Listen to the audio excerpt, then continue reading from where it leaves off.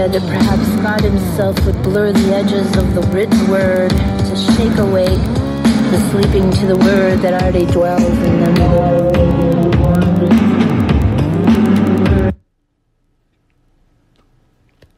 Uh-oh. Something just happened. Like, everything just froze up. Hello, love. I remember you from the last configuration. And here you are in my current transmogrification. Hello, love. I remember the past. Now it's just a blast, a frequency in a wire. Or has it gone much higher? Hello, where is your humanity?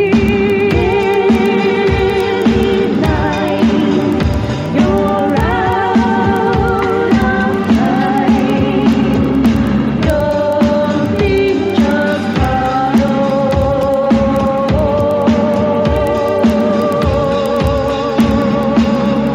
March, march, march, march,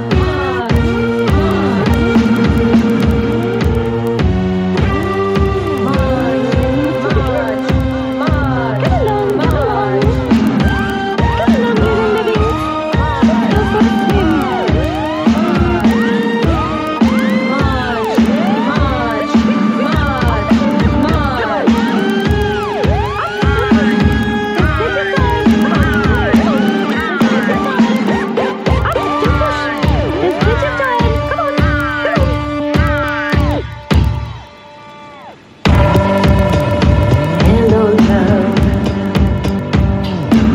Where is your humility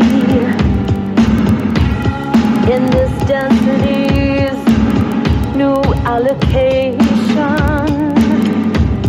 Oh no, it's a frustration, but it was meant to divide. Word was written on your heart a long time ago.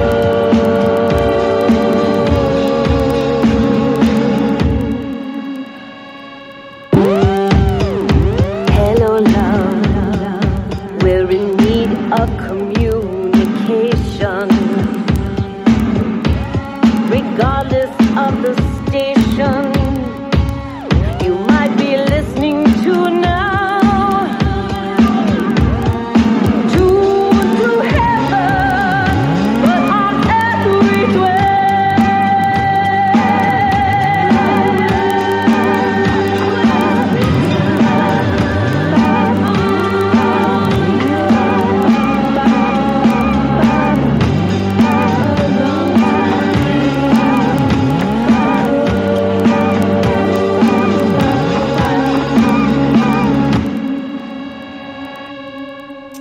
Yeah, that's Zeph Daniels' original music, vocals by Kelly Rowley. Good afternoon. It is time for Lunch with Lotus. Welcome to the Porthole to Justice. This is your host, Amelia Duran, and it is June 9th, 2018. Okay, I think Lotus forgot that it was Saturday. Are you listening, Lotus? Are you listening? I'm not holding the mic, I think. Let's see. I'm not holding it right. Let's see if I can get Lotus on with us.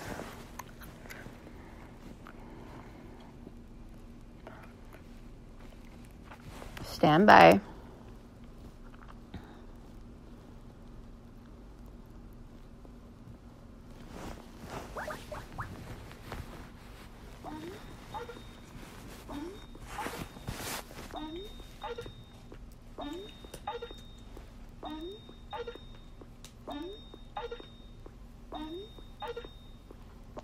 Hello. Hello. Good morning. Welcome to the porthole to justice.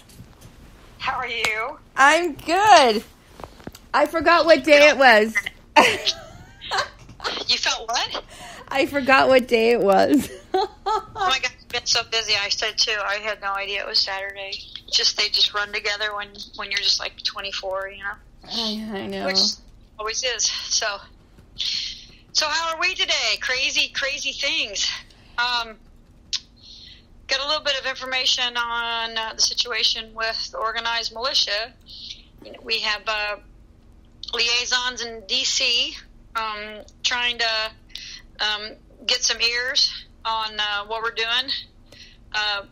Pretty much have no pushback and in any manner of legal activities or law, you know, anyone being told they can't do what they're doing under what they're, you know, the constitutional authority that they're operating under, just as people, you know, monitoring the activities of the land as the General Republic Fourth Branch, right? So we're not getting any negativity. We have some people who have issues with some of the actors within it, but you know, those facts will. What I tell people when they're talking about what facts are real and what aren't versus what the press is saying, the way this is going is the facts will be brought forth and will be brought to bear the truth of the matter. So people can surmise and make professions all they want, but the facts will prove, you know, what is. And so I come from I'm made of the territorial land Missouri. I say that I'm Missouri walking, and the motto of Missouri is show me. Mm-hmm. And that's a good motto for the one state that has a handwritten constitution that gives even slaves and peons substantial rights under the de jure Constitution of natural law. So it makes sense that they're like, show me. Well, you know, so I did a live. I did a live yesterday on Facebook, and I asked a friend of mine to come on because they're, you know, just because you don't personally like someone that is presenting this information doesn't make it any less credible. Right, and people also want to perceive this. I mean, in a sense, what we are in is, in the most simplest symbolism I can produce, is the yin-yang sign, where we are in a duality. And people often only see the argument from their side. And from where I see the whole totality of the paradox we're in, and I'd speak of this, that even Lucifer and servants of Satan and all these bad actors, they are still within the divine nature of God. Meaning, God, if I am operating in my divine path to do what I'm supposed to do, then that means the people on the other side are doing what they're doing in their evil in a divine path, because that's by God's will. And there is a purpose to what is being put forth from Goddess. So when people go, oh, we have bad actors. Oh, there's bad actors everywhere. You know, like I tell people, it's funny. I went down to Georgia and told everybody, how many people are going to be here, whatever. Just know you're going to look to the left, look to the right, look around you. And, you know, I told them, in my mind, about 60% of the people are questionable because either they aren't honorable people to begin with in their personalities, and thus are subject to becoming tools because they don't live by principles and maxims and all this stuff. Or they're openly going to be shills that are going to be being paid as agents of foreign, you know, subjects to do ill will towards you. And that's just in life. Mm-hmm. Very few people walk around in honor and conceive the totality of really what is, and can see that, for me, I understand that no matter what anybody does, even my adversary, I will bounce off of them, I will come off of what they do, and I will still walk the law and prove them wrong using what they're doing. Ray, don't answer that. Ray, don't answer that. Sorry, there's someone at the door. A little extra commentary. A little extra in there. So let me hold on, Simone. Hold on. All right.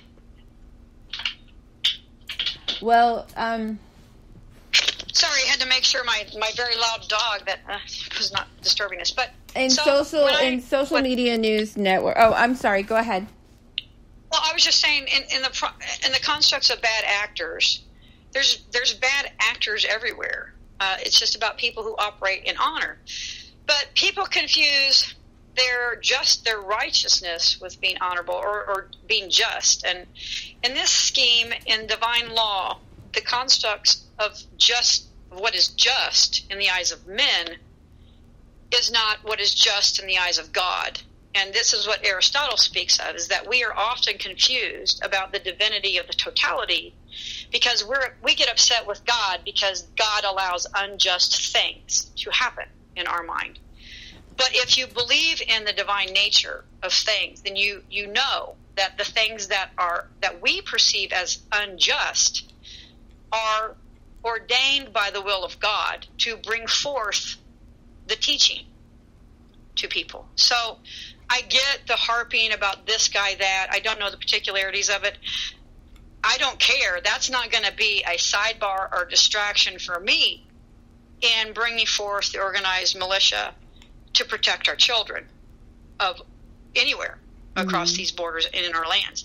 So the facts of whatever, people are this or that, bad actors expose themselves, and bad actors are found on both sides. As I said, it's real easy, continuing to make this situation in Arizona or whatever we have as hotspots along the border, or even anything doing to the reconstruction of the organized militia, by trying to make it about personalities of individual men instead of the greater construct, that's just as divisive and toolish as what they're professing this other guy is, because it's interfering with the greater purpose. I don't care about bumping each other's chests. I don't care about chest bumping. I don't care. Chest bumping is what has, instead of looking at the greater constructs of law that need to happen, and the greater arguments that need to be made, instead of this egotistical chest bumping stuff that seems to happen, particularly in these unvetted, disorganized, quote, militia groups who argue more about chest bumping than they do care and control of the people and the oaths to the Constitution. They seem to don't understand it's not about you. It's not about that guy. It's about the greater construct of order in law. And so I don't care about chest bumping. And anyone who wants to chest bump about this name versus that name, I don't care. You can go away, have your little sidebars. We're not here for that. We're not here for chest bumping. No, so it's taking away. It's taking away from the issue. The issue still has to have light shed on it. Obviously, there's circumstantial evidence down there that warrants an investigation, regardless. And that was my argument yesterday. Yeah, I mean, again, I'm not even arguing to the particularities of this particular topic or subject or whatever. I'm talking about, period, in all things. I don't care about chest bumping between the egos of people of who is this and who is that. The law will walk itself, and your status and your character and standing in that law will be defined by your actions. And here's the thing about that. I will bring back the maxim, sedant arma togae. Let reason yield to the sword. Let warring yield to reason and law. People who war against men, between this warring amongst men who think they're right, and women. Remember, I'm not just bagging on just men. We get women in the military everywhere. They're the fiercest fighters, I promise you. So the warring amongst men for the purposes of defining who is right, while children lay fodder in these arguments, is the problem. And so I'm not doing chest bumping. There's a purpose to what we're doing here. There are, I have been working on this as a personal requirement of what I saw needed to be done in order to help and reconstitute our union and to protect these children from the crimes that are being brought forth against them by all manner of criminality within the state, outside the state. I mean, just within the families. There are crimes within the families. If we didn't have crimes within the families, we wouldn't need Title IV, would we? I mean, the vacancies here, everyone but the children have failed. Everyone. And that's the point. And that is the gravamon of everything that we do. Today on Facebook, I just did a notice about, I've talked to people in private about this, but I bring forth the eschatology and the theocracy. And I talk about that we're the court without a temple. But I truly believe that we are the third temple of Solomon, and that we bring the sword of Solomon. And that's a very pivotal construct, because the sword of Solomon is classically brought forth as an archetype of a bystander with wisdom defining the law. And in this particular case, between someone who is the true parent, the mother, and someone who is the false mother, where he has two women who live in a household. One child is dead, okay, and both mothers profess ownership over the only child left, and that he gives his ruling and says, well, bring forth my sword and cut the child in half and give half to each. And of course the false mother says, that's great, that's fine, because if I can't have all the child, then she shall have none of the child alive. And the real mother says, give her the baby, just do not kill him. And so Solomon said, stop, give the child to the woman who would sacrifice and give up the child to save its life. That's the sword of Solomon, and it applies to all the causes of action that we're discussing here. Mm-hmm. Who is the real mother? If you have a state that is willing to harm the child in the name and auspices of protecting the child in the interest of the state, that's the false mother. And the sword of Solomon should say, you shall no longer do this. And so, that's our law. This is the pop, and you can't undermine, people talk about the second temple of Solomon is supposed to be basically tabernacle tents. They can just pop up anywhere.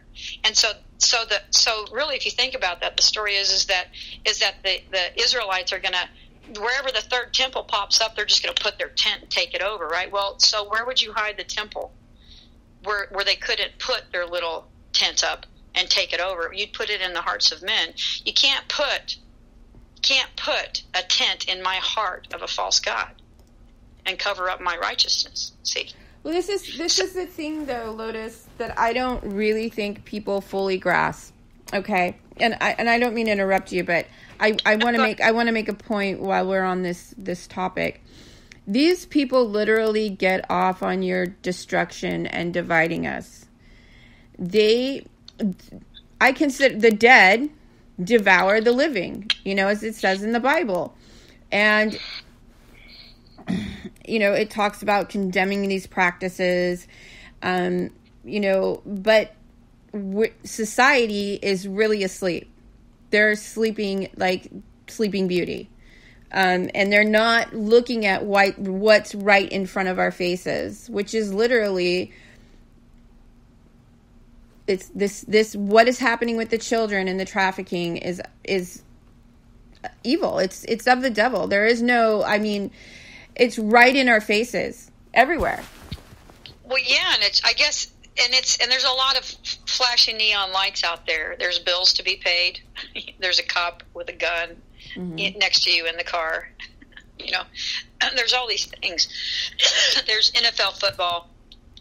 There's fluoride. There's CNN to distribute propaganda on a regular feed basis.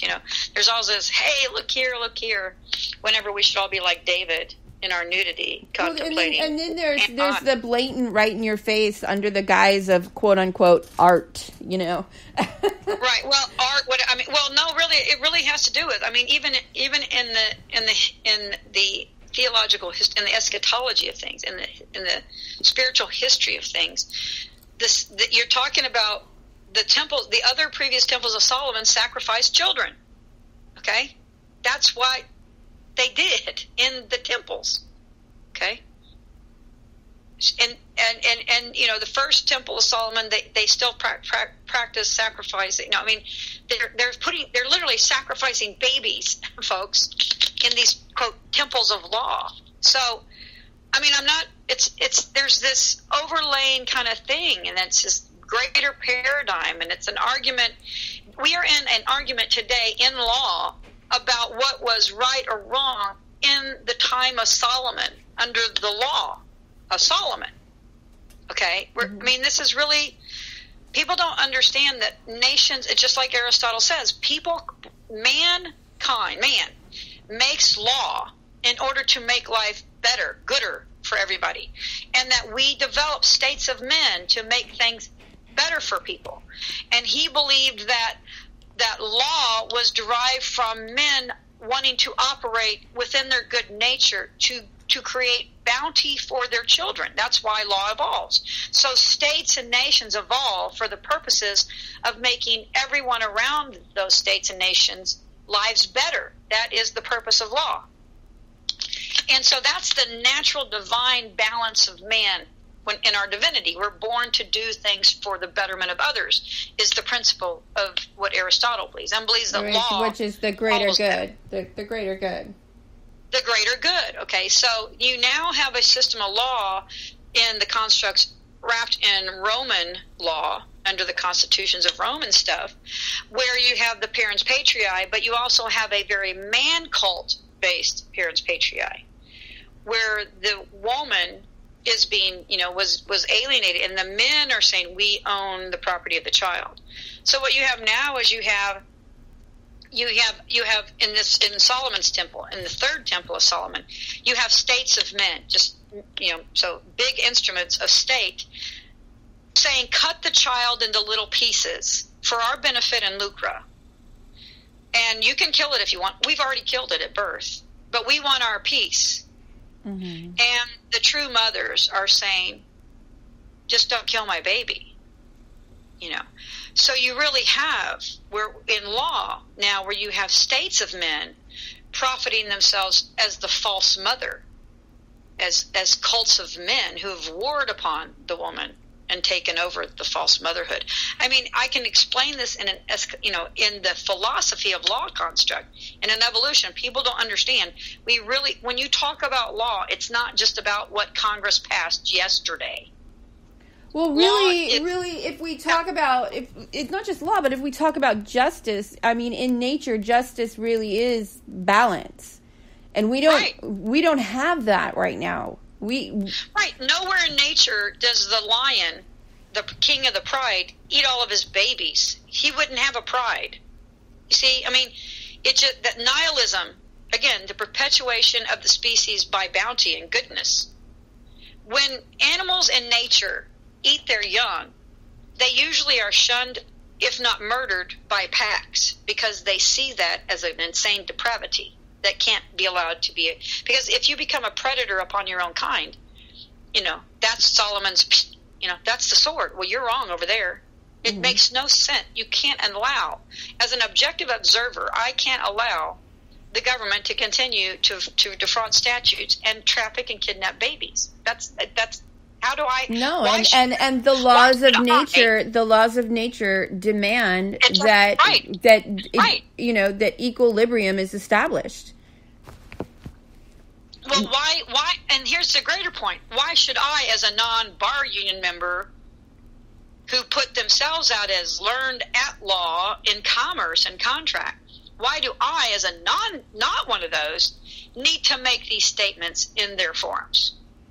Why what is clear to a person of common reason and logic and common sense have to be put into their forums, saying, hey, did you know it's against the law to traffic babies? Why should I have to say that in what we perceive as our courts?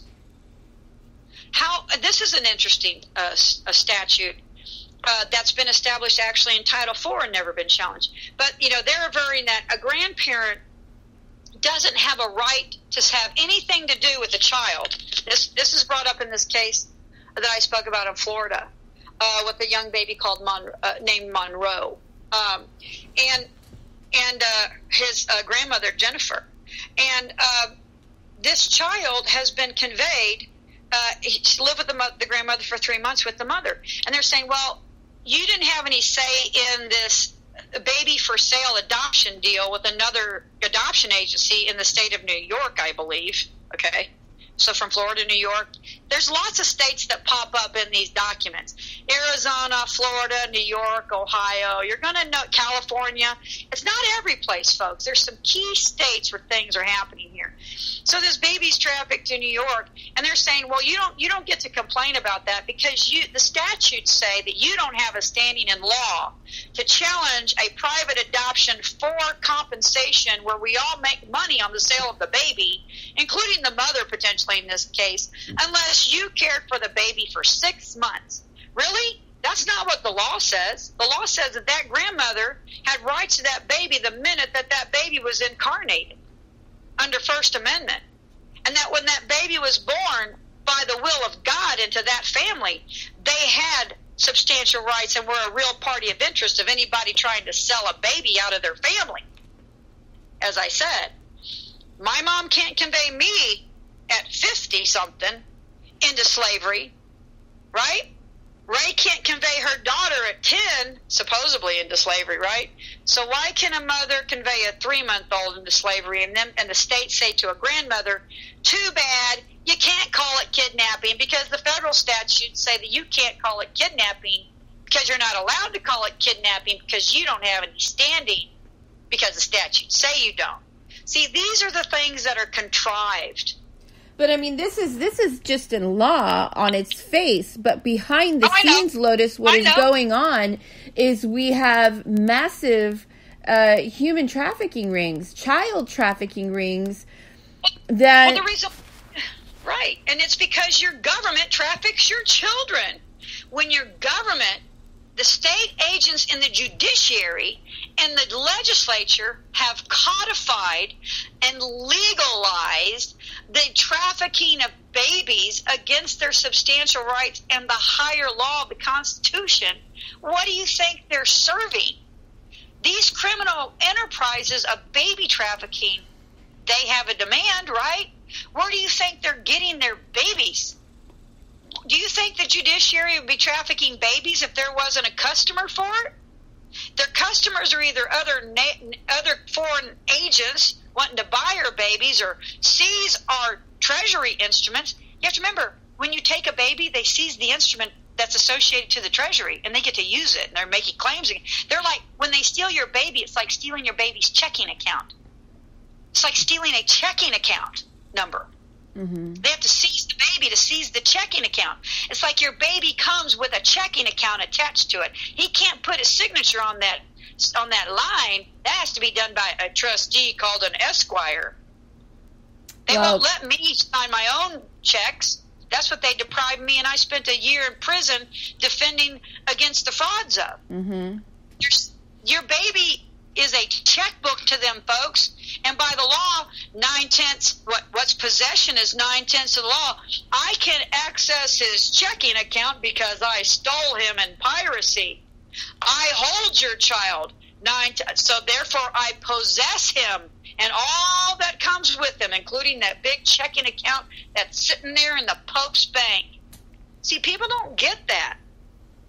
They're stealing. It's the same thing if they steal a man, and that's why it's kidnapping.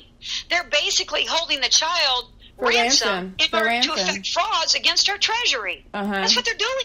And there's no statutes of limitation against these crimes. There's no statutes on kidnapping, fraud, or murder. So, people are going, oh my gosh, this human trafficking is horrible in the private sector. Well, guess what? Y'all don't know that the true private sector is your corporate government. That's actually private jurisdiction.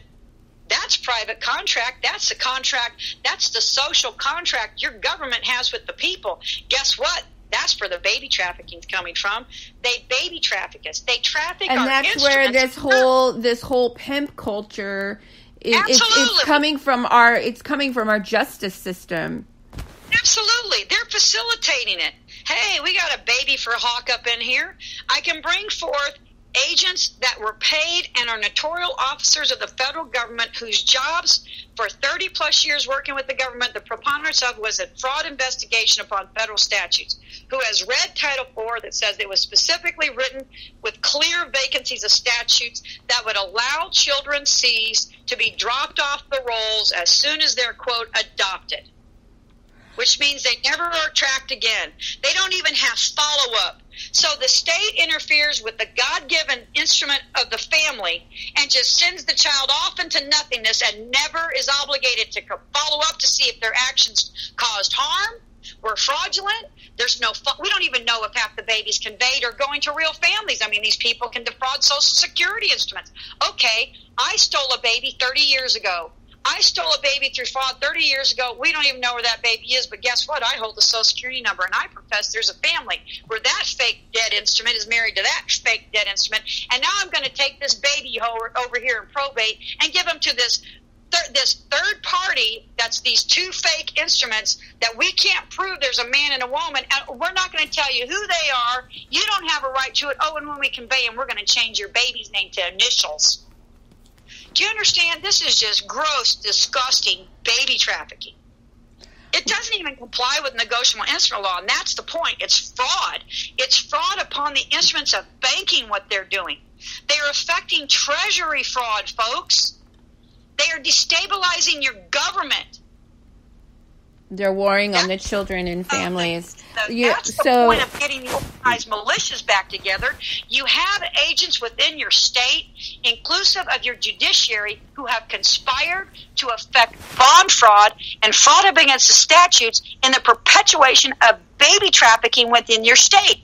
Who's going to go arrest these folks? And guess what? That's treason and sedition. Treason and sedition is categorically, unequivocally, until you bring them to the law, common fourth crown, that is under the auspices of military jurisdiction. Okay, so ergo, a military jurisdictional force has to go effect arrests for these gross violations of rampant treason and sedition affecting child trafficking within the instruments of state. Who is that, folks? Who's going to do that? Military-based. You want the military proper? The federal? No, we don't need that.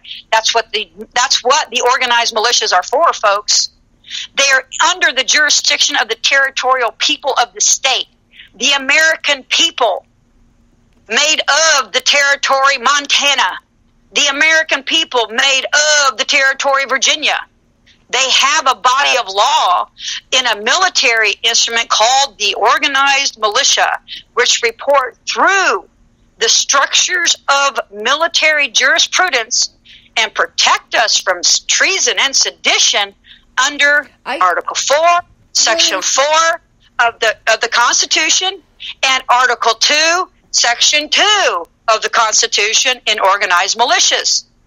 So that's why we need this instrument, and I don't care about chest pumping. I don't care. Because to protect our babies, we have to restore these. We have to restore the Republic. I agree. Lotus, so we had a massive child sex trafficking ring busted in Atlanta. 150 children were rescued. These kids, because some of these kids might belong to some people missing them kids. You know what I'm saying? Well, the youngest was 3 years old. Okay, and my point is this. In my mind, if we have this happening, every parent who's missing a child from some probate action should demand that this government, provide a means of registering pictures, because we're finding children, hundreds of children a day. Just that's what we're being reported, right? Mm-hmm. These children could belong to Americans. These children could belong to Americans. Yes, because it's our justice system that's perpetuating this culture of human trafficking and slavery. What are they doing after they find these kids? Where are these kids going? So now we have 140. Lotus, the public is frustrated because everybody knows this is going on. Everybody knows it's happening. They're disgusted. They're outraged. However, we're not seeing anything being done that's substantial. We don't see these people. We saw one judge get sentenced to 20 years. We had 11 governors last year in the porthole to justice, 11 governors and mayors indicted for child porn. But focusing on the people who have been brought to justice, that's fine, just to show that it exists. But here's the point. So we just recovered 176 children. Who took them into custody? Guess what? The same criminal enterprise that probably trafficked them into that in the first place.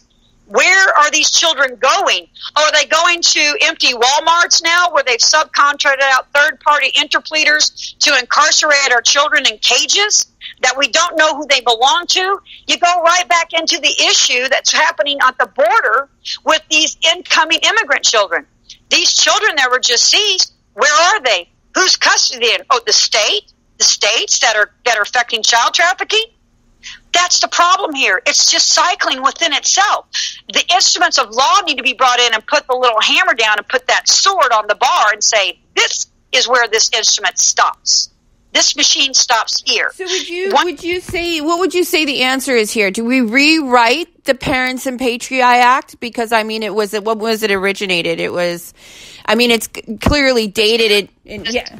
What do we do? What you establish that the statutes must comply with the greater law, and that the federal statutes must be complied with in totality by the states who are engaged in commerce within the United States. But it's unconstitutional in its entirety. It's unconstitutional. Okay, yes, but the thing about law is, if the argument at law, you can say things can happen within the arguments of law that are unconstitutional, but once the claim ripens, if I'm going to make men in charge of their capita and give them the power in their individual incorporeal and corporeal hereditaments to occupy the seat of sovereignty, then I must put the sword of Damocles over the head of those in instruments of state.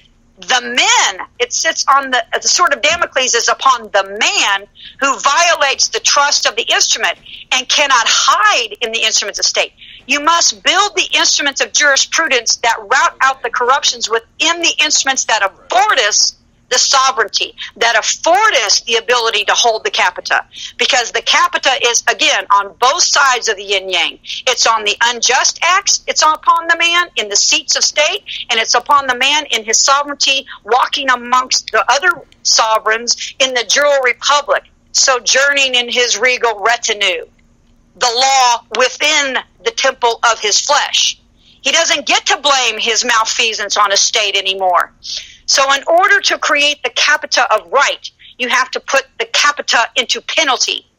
And you have to show the honor and dishonor through the duty of the righteous man on both sides of the bar.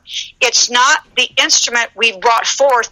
It's not the laws. Some of them, yes, are unconstitutional. But in the greater construct we have built in a very, very, very short period of time in the greater scheme of things, little over 200 years, folks, we have created a new crown of law that brings the corruptions of immoral capitalism and the trafficking of things which are not by law to be commoditized and trafficked. You can commoditize it as an estate, but you don't get to lay a claim against an estate you created to traffic a man as a slave. That's Babylonian. Yeah. That's Babylonian. So you had to bring the righteous let the unrighteous build the temple, just like Solomon let the jinn build his. The jinn have built the divine instrument of the third temple. Now bring the sword down as the sovereign and say, with the instruments that the jinn have built, they themselves have defined themselves lawless. And that is true. By their own laws, they are lawless. That was the divinity. That is the divine law. That is Ouroboros perfected. Mm-hmm. That's the point. They're on the face of we the people, the fourth branch of government, are getting ready to bring it, and I'm feeling, people in Tucson people are fed up, Lotus. People are fed up. The attorney's fed up. I mean, it's not even that. It's not the system. It's about the corruptions of people within it. attorneys don't want to claim the crown of the bar any more than anybody else does. They're like, it's not my bar. Yeah, but you have a fiduciary duty because you make money in that union, buddy. You know, we've known you and I have known for a long time what's been happening down at the borders, and we know what's going on with these children. However, the people are seeing this and they're not seeing anything being done. And, there's this chest pounding stuff that's going on, and we're getting ready to see a lot of people go and descend on Tucson, Arizona and demand justice. Yeah, there are, and here's where we're at in that. We're to the point where when it comes to the organized militia within the states, we have some liaisons in the upper ranks of the retired Veterans Corps who are working with us, and we're starting to structure. We're wanting the organized veterans to report within every state, one way, shape, or form, either verbally through what's out there on the media, so that we can get a roll call, and start. As we said yesterday when I talked to you the other day, we want to start getting literally logistical footprints on the ground for these report locations in every territory, folks. That's the goal here, is to reconstitute the organized militia of every state. And there is no reason to not do it politically or in the law, because we have at best, I can make the argument that our police force and our sheriffs are overworked, and they are being forced to operate in a fashion that they're not supposed to in law, because there's a vacancy of someone filling the post of the republic, okay? Once we get the organized militias in there, this will alleviate a lot of weight and yoke upon the sheriffs as the ministerial officers and the police force as the protectors of commerce through the Article 3 courts. They're supposed to be paying attention to true commercial crimes, folks. Commercial crimes. And yes, crimes against flesh in their mind, when they own your flesh, is considered a commercial crime. That's one of the arguments. But truly, they shouldn't be able to bring claims against you without challenge. And that's what the organized militia will serve for anybody when it comes to trying to steal babies. In my mind, be it the state or be foreign. You would think the militia would know about these crimes going on against humanity for quite some time now at our borders. I mean, if anybody would know, they would know, right? I'm going to say that I think that the military has known about this, but again, we have what's called a division of powers with our branches of government.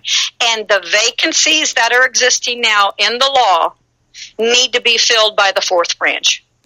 When we reconstitute critical instruments of the fourth branch of the fourth crown of law, we will see an end to these things. And we don't need to fire guns.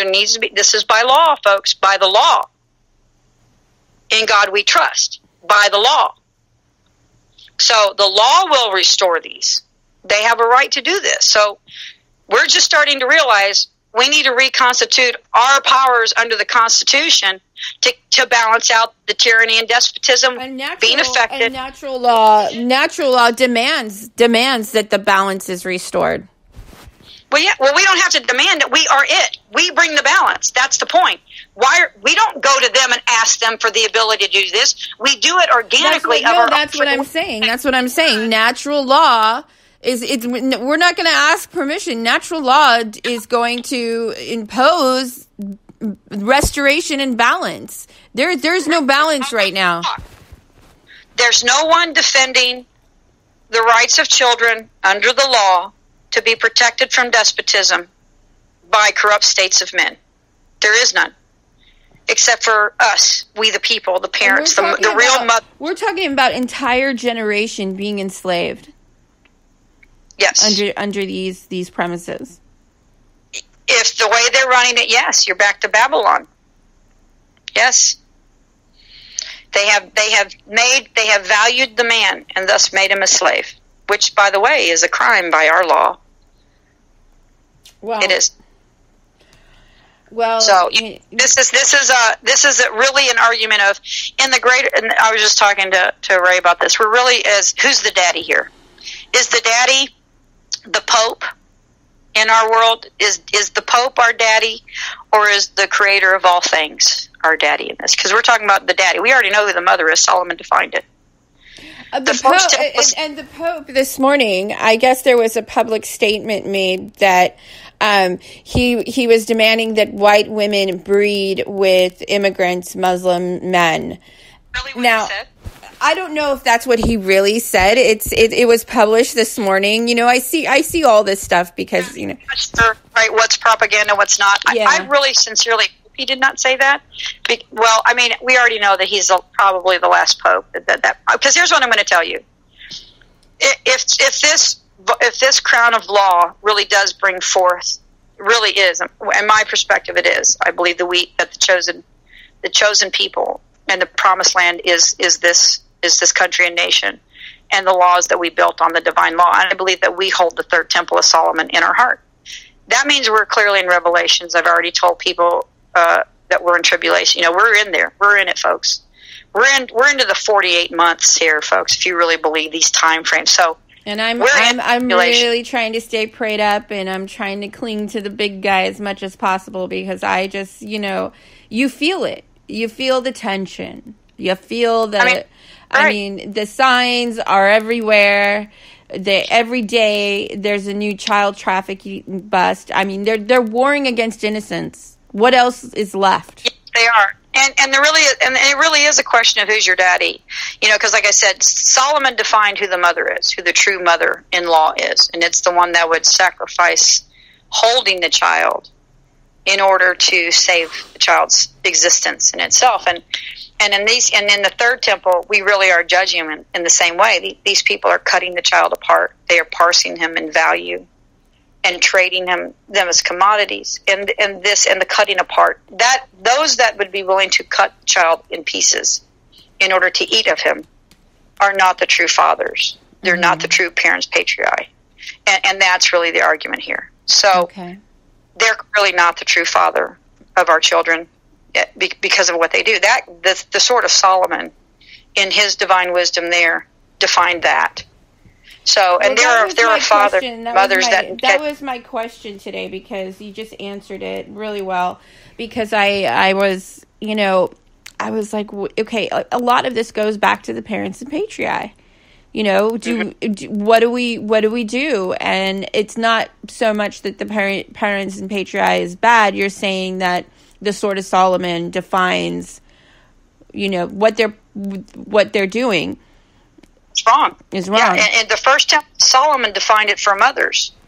And he, you know, anyone who would willfully cut up a child in order to deny that child being possessed by the real mother, you know, so they're willing to define the child as tangible personal property and to give it a value which can be divvied up. So here's the point: your child's worth $3 million, right, based upon their birth certificate, whatever the debt is, and then they can take that value of $3 million and give $1 million to this person and $200,000 to that. So they're cutting the child up as an instrument of banking, and in the process they actually kill the child. They treat the child as a thing.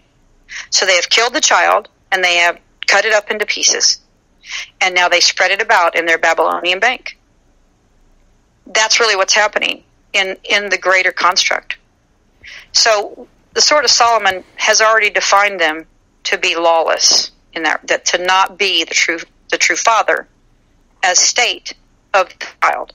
Mm-hmm. And so the question is, will the real fathers stand up and say, I bring forth this instrument under our law, the fourth crown, and I shall join the organized militias, and I shall defend the land that I am made of and that my children are made of, and that I want to give to my children in their inheritance, their blood inheritance, their lineal consanguinity, and I will not allow states of men to interfere with my right to give my child my estate and to protect my child from despotism and bondage and peonage, and to interfere with the inheritance that God gave them. That God gave them, because the child's inheritance is defined by the will of God into which family the child is born. These are states of men that seek to think in their wisdom that they can take the child out of that divinity, make it a thing, and cut it up and parse it amongst their Babylonian bankers. It's really this simple. That is repugnant. When I put it that way, it becomes very repugnant to anybody who hears it. It's all about allegory and metaphor. Well, I hope we're coming out of this towards a day where this practice in law is shut down. I really do. What we have to do is define where the bar stops, what we shall not give our faith and credit to. As I've stated publicly, and I say it again, contracts affected in iniquity, in iniquity, meaning in inequality, shall not be sustained under the law. So if you contract a child for the purposes of later subjecting him to Babylonian slave trade, banking, and peonage, and traffic him as a thing, we shall not pay for those bonds. So, we shall not pay for those treasury accounts. You're in touch with the executive branch. Do you foresee... Well, I would say, me personally, I have liaisons that seem to have some effect on the executive branch, yes. Okay. Okay. Do you foresee a day where we can stop this practice in law? Absolutely. We will make it happen. Okay. There are a variety of people doing great things within the system. I just posted something about how someone says you don't need to use the UCC other than just to cite it. Wrong. The UCC is where their crimes lie. They're treasury crimes. You have to use their own systems that they created, their little gin selves. Go into their little pillar that they brought forth with their little gin sacks and their little gin law, where they tried to make, as I said, poor little slave traders. They tried to make themselves legitimate. You know, I've heard story. I know a story of a young woman who was a drug dealer who kept her clients on the books. She had a cover gig. She had a front for her money laundering, but she thought she was on the up and up, and she went out of town on vacation like she was some white collar, and left a list of her clientele for her underling drug dealers.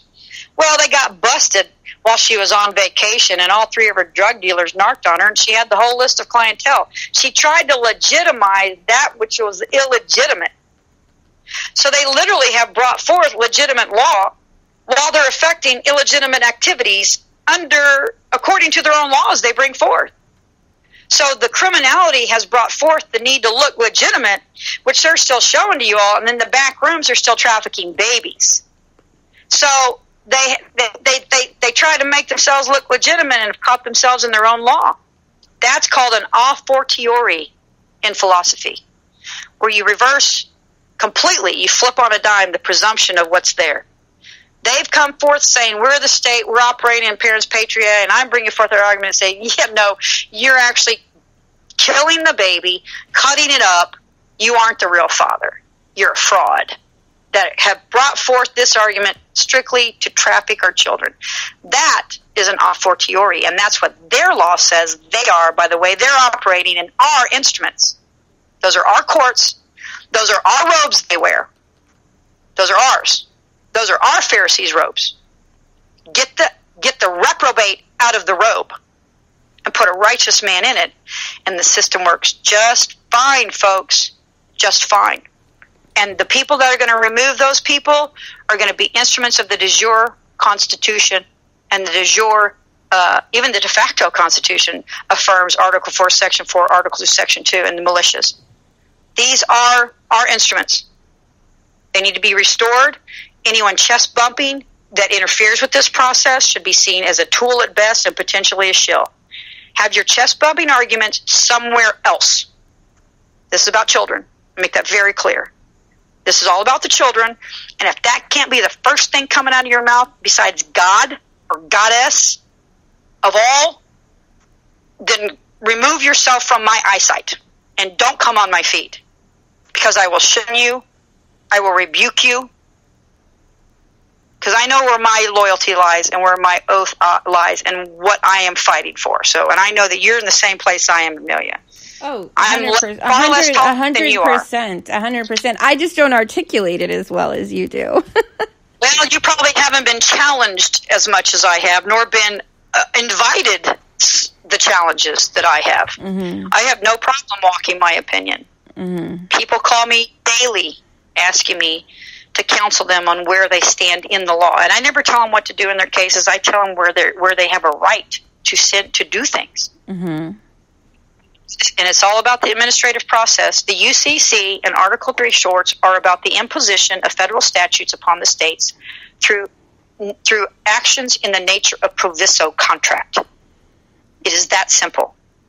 The attorneys have been lying to you either because they are miseducated, unlearned in the law, or are directly and conspiratorially conspiring to undermine the laws of the United States in order to undermine the United States of America proper and the American people in our republic states.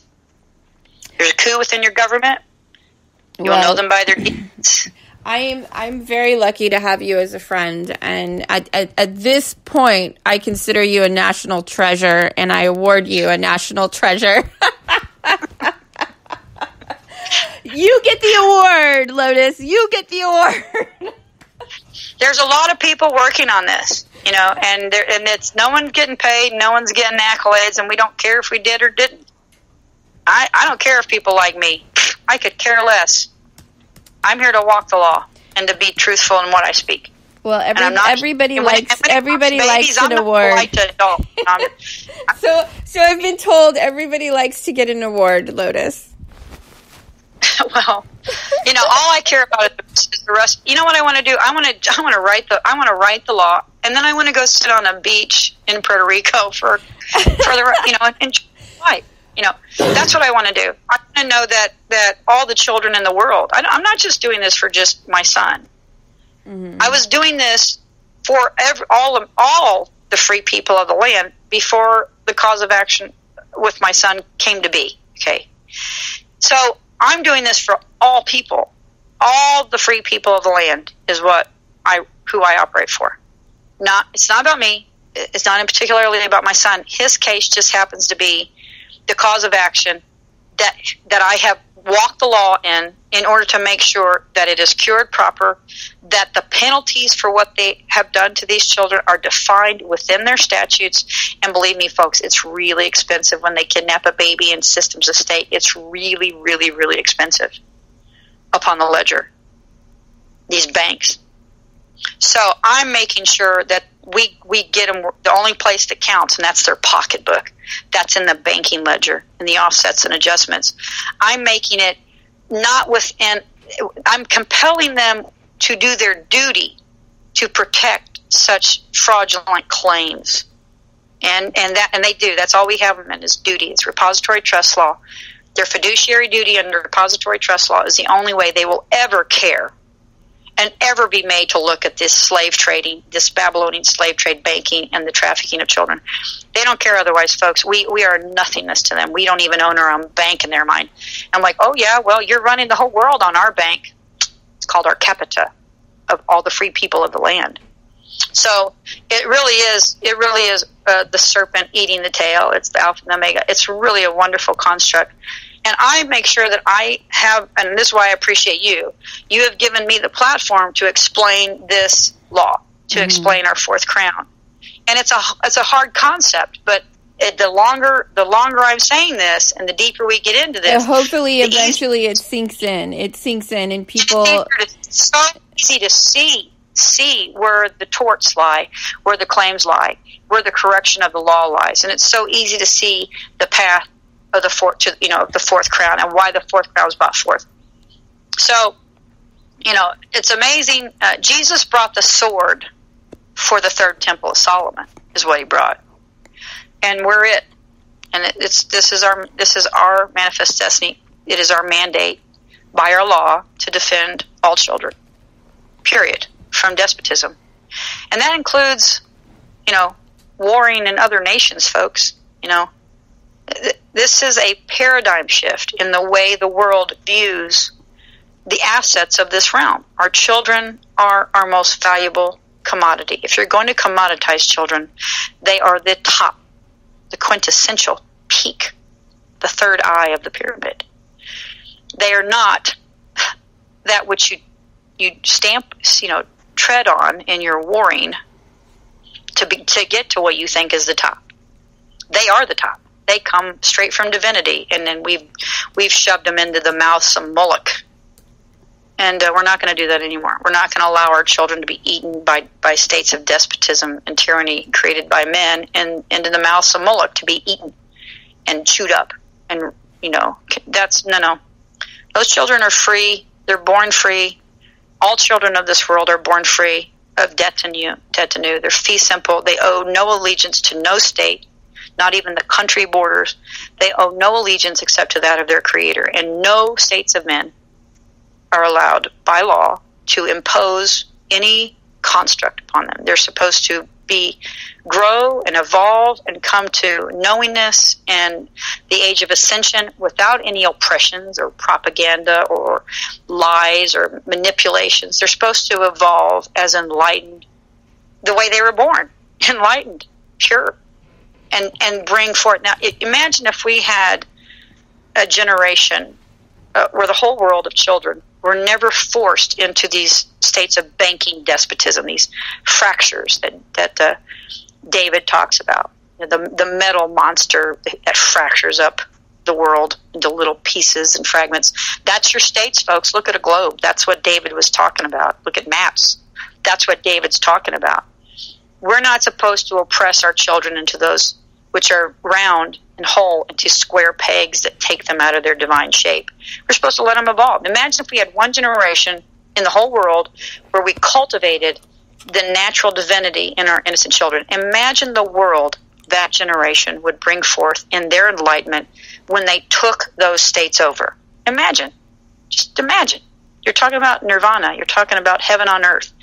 You'd be getting rid of all the ills and all the purgatory and all that. No more levels of hell, folks. Well, I mean, the goal is, Lotus, to end human trafficking and enslavement by 2020. Yeah. Well, I'm hoping for sooner, but yeah, it's by law already shut down. It's just a matter of how long it takes them to basically switch the course of law, because the law walks itself. They can't say they're in repository trust law and defraud the statutes. That would be a crime upon its face. So they really have no choice. Well, I hope when you come back on this show, we have some good news next week.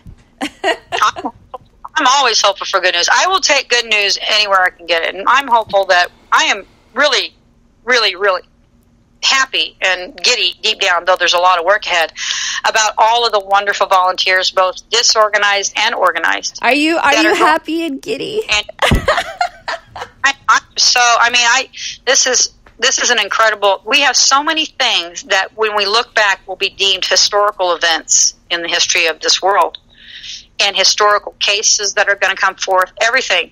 We are in a very historical period in world history, folks. And it's all very subversive, like it's all like behind the scenes, but it's still happening. The propaganda machines aren't reporting it, but I promise you it's happening, folks. It's going to be one of the things that you won't even realize what's happening until people write about it. Unless you're tuning into the porthole to justice. Right, but you're not going to see it on CNN until, until maybe when Trump's birthday comes around and they issue the OIG report, which I'm thinking is going to declare somebody needs arrested. When is Trump's birthday? When is his birthday? I think it's the 21st or something like that. Oh, okay. They're releasing the OIG report, I think, is supposedly the word on the net, but which I think is really funny. But, you just have to understand, just this week, there's reports that Obama circumvented banking system to fund Iran or something like that. That's a crime, folks. That's treason. It's like, many times? What about during the election? I got hacked. My email was personally hacked.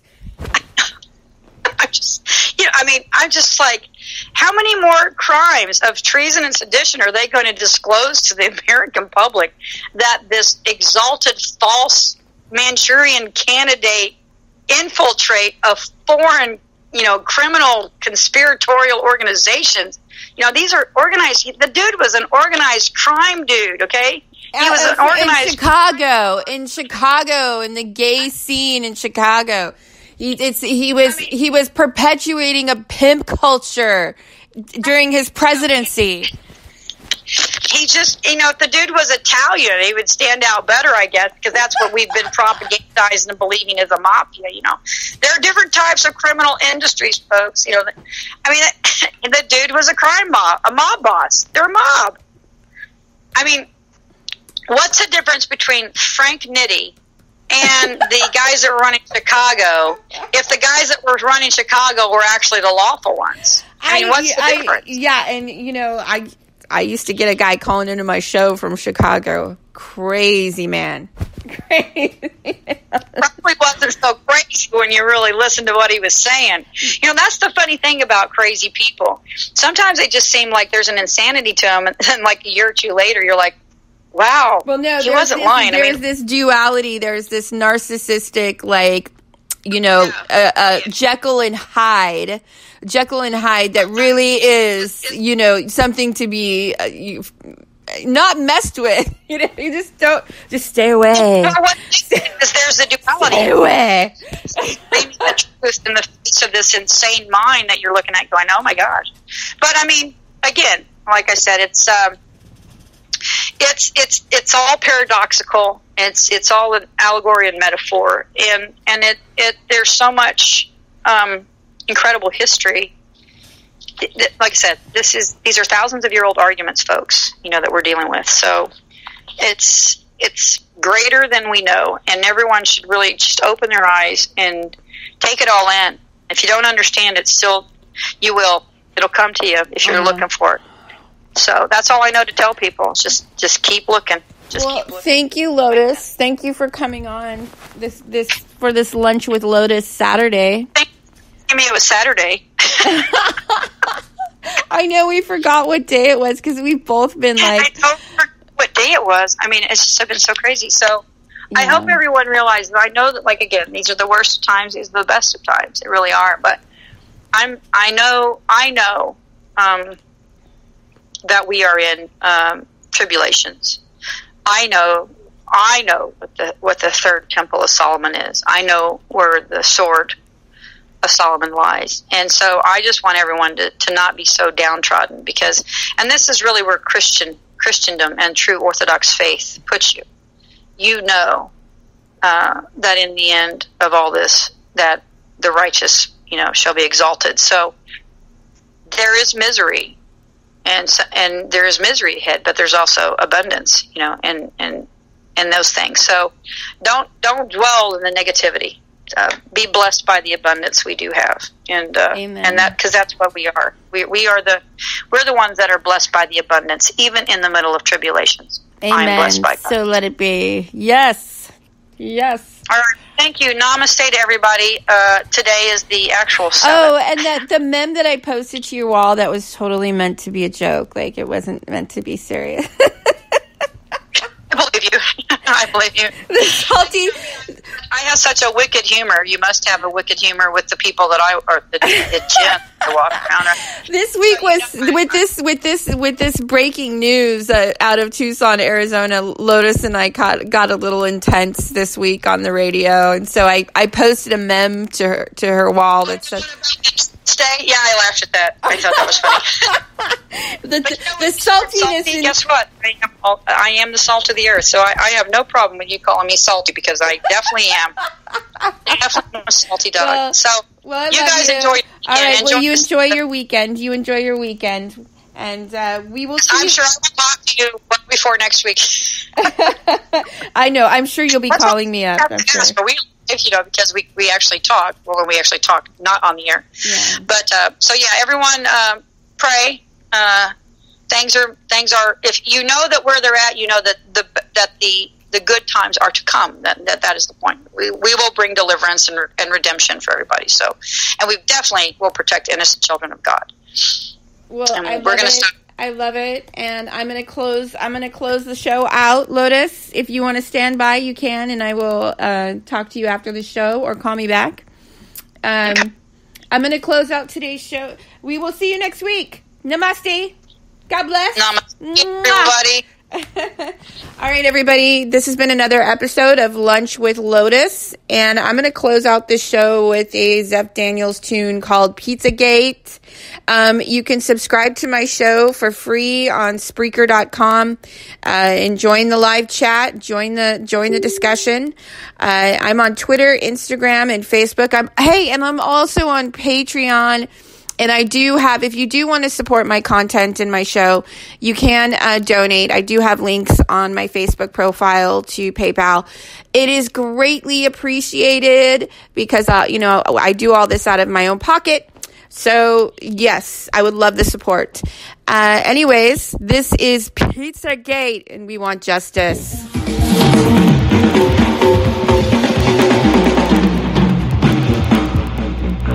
The riots are connected to Pizzagate.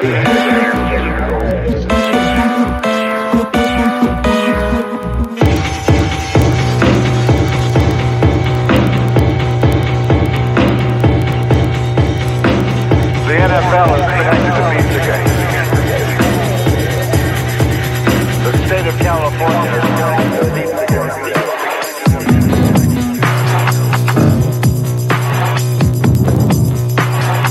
The continent of Europe is connected to Pizzagate.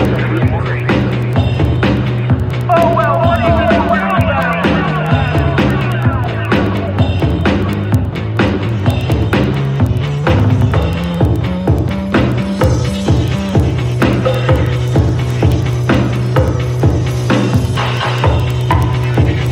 One day.